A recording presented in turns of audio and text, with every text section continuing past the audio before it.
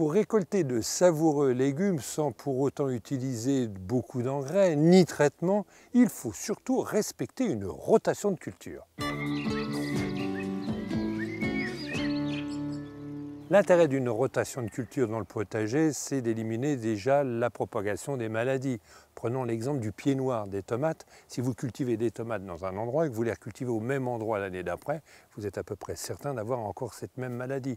C'est vrai aussi pour le mildiou des pommes de terre, voire les doryphores qui sont en terre. Si vous replantez des pommes de terre au même endroit, l'année prochaine, vous aurez des attaques de mildiou et de doryphores. Pour bien réussir une rotation de culture, on va classer les légumes par catégorie. Vous avez des légumes fruits, des légumes racines, des légumes feuilles, et puis aussi les légumes qui fixent l'azote de l'air. C'est vrai des haricots, c'est-à-dire qu'ils ont la particularité d'enrichir le sol.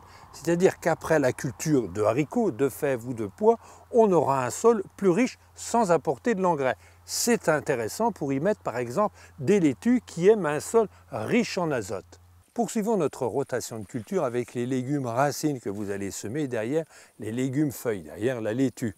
Donc dans les légumes racines, vous allez retrouver les betteraves rouges, les carottes, les navets et les radis. Et au printemps, vous pourrez planter tout ce qui est bulbe, oignons, échalotes et ail. Autre grande famille dans notre potager, ce sont les légumes fruits, les légumes qui sont très gourmands.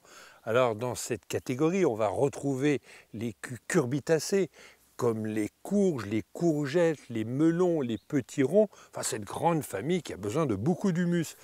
Toujours dans les légumes fruits, vous allez retrouver aussi la famille des tomates, les poivrons, les aubergines qui sont très gourmands.